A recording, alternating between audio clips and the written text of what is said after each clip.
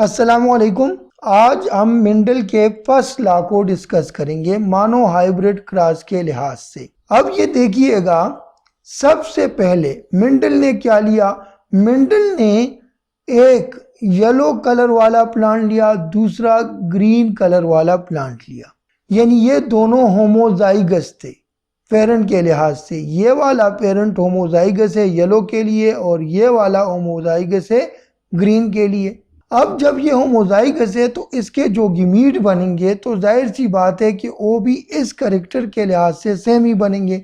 मसलन हमारे पास ये एक सेल मौजूद है और इस सेल में हमारे पास दोनों ही सपोर्ट कर रहे हैं येलो को, जैसे इधर है, तो इससे जो गिमीट बनेंगे वो भी एक ही तरह के बनेंगे।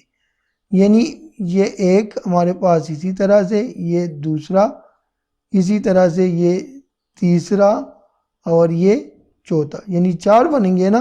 तो ये हमारे पास चार जो गिमीट बनेंगे तो चारों हमारे पास येलो को ही सपोर्ट करेंगे। इधर चूंकि होमोजाइगस है तो इधर ये हमारे पास यही पाम में आएगा। तो जब ये पाम आएगा तो चारों सेल जो होंगे उसमें ये सारा ग्रीन को ही सपोर्ट करेगा। तो अब इनके ये जो गिमीट बने हैं ये सारे एक जैसे हैं। अब ये इसके साथ कंबाइन हो जाए, ये वाला इसके साथ, ये वाला इसके साथ, जो भी जाएगा एक साइड से या दूसरे साइड से, यानी एक फादर और मदर से, यानी एक क्रोमोसोम जाएगा और फिर होमोलोगस पेयर बनेगा, तो उसमें एक जैसे गिमीट ही ट्रांसफर होंगे। अब एक जैसे गिमीट ट्रांसफर होने की वजह से सारे जो हमारे पास गिमीट बनेंगे वो बनेंगे किस फॉर्म में, हेटेरोजाइगस फॉर्म में। मसलन इसको मैं एक और तरीके से आप लोगों को दिखाता हूं ताकि आप लोगों को ये समझ में आ जाए।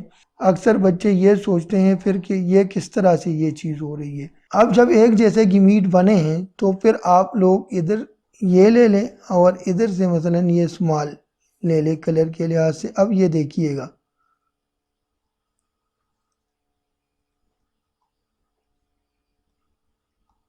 ये देखें सारे हमारे पास चारों के चारों क्या बन गए, हेटेरोजाइगस बने, यानी 100% हमारे पास जो F1 होंगे वो क्या होंगे, हेटेरोजाइगस होंगे।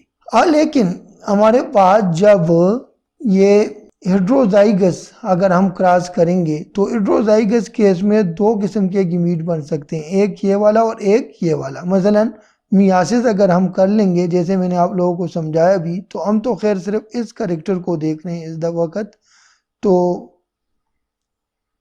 ये मसलन इसी तरह से हम ले लेते हैं। तो ये देखिए, ये एक किस्म के गिमीट बना, ये दूसरा बन जाएगा इस तरह से, ये तीसरा बन जाएगा और ये हमारे पास चौथा बन जाएगा। लेकिन हम चूंकि शो करने के लिए अपने लिए आसानी पैदा करने के लिए दो को ही शो करेंगे। अब जब दो को शो करेंगे तो इधर देखिए, इसको हमने इसके साथ एक तरफ से भी क्रॉस करेंगे और दूसरे तरफ से भी। अब ये सेल्फ फर्टिलाइजेशन होगी, सेल्फ पोलिनेशन होगी, इतना याद रखिएगा।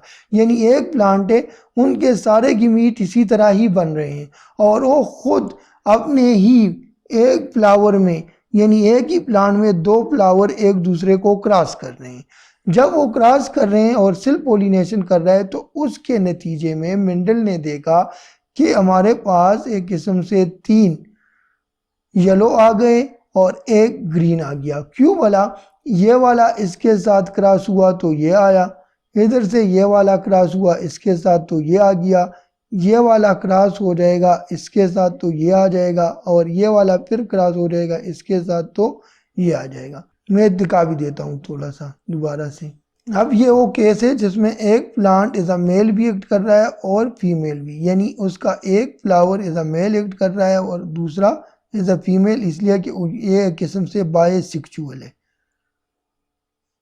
अब ये देखिए, ये इसके साथ क्रॉस हुआ तो ये आ गया, ये वाला इसके साथ क्रॉस हुआ तो ये आ जाएगा। यानी पहले आप इसको देखेंगे फिर इसको देखेंगे। इधर ये मैं सीधा लिख लेता हूँ, ये आया इधर से और ये आ गया इधर से। इधर देखिए तो इधर से हमारे पास ये आ रहा है और इधर से ये आ रहा है। अब इसमें क्या हुआ, इसमें हमारे पास ये जो है ये येलो आ गए और ये हमारे पास आ गया ग्रीन। तो येलो और ग्रीन के लिहाज से जो ऑफस्प्रिंग थे, यानी फिनोटाइप के लिहाज से येलो और ग्रीन के लिहाज से इसका क्या रेशो आया 3:1, यानी 3 येलो है और 1 ग्रीन है। लेकिन अगर हम जीनोटाइप को देखें तो जीनोटाइप हमारे पास बन गया है 3 तरीके से। एक ये है, ये देखिए, एक हमारे पास ये वाला बने हैं और एक हमारे पास ये बन गया है। अब ये जब बन गए तो ये वाला हमारे पास 1 है, ये हमारे पास 2 है और इसी तरह से ये हमारे पास 1 है। तो जीनोटाइप हमारे पास इसका आ जाएगा इस लिहाज से 1, 2, 1। अब इन सारे रिजल्ट से मेंडल ने एक नतीजा निकाला, उसको हम देख लेते हैं। मेंडल ने सबसे पहले दिया मेंडल लॉ ऑफ डोमिनेंस। उसका मतलब ये था कि हमारे पास जब हेटेरोजाइगोट बनेगा, यानी ये वाली कंडीशन बनेगी, तो उसमें एक ट्रेट जो होगा वो दूसरे ट्रेट को मास्क कर देगा अपने प्रेजेंस में। यानी जब एक ट्रेट मौजूद है, इसके लिए एलील मौजूद है, तो ये एलील इस वाले एलील को छुपा देगा, उसके इफेक्ट को छुपा देगा। यानी इस प्लांट में अब हमें ग्रीन का कोई पोर्शन दिखाई नहीं देगा और सिर्फ ये वाला पूरे इफेक्ट को कंट्रोल करके खुद को शो कर देगा और इस वाले की इफेक्ट छुप जाएगी। अब ये एक ट्रेड जो जाहिर हुआ ये डोमिनेंस कहलाया और जो जाहिर नहीं हुआ ये रिसेसिव कहलाया।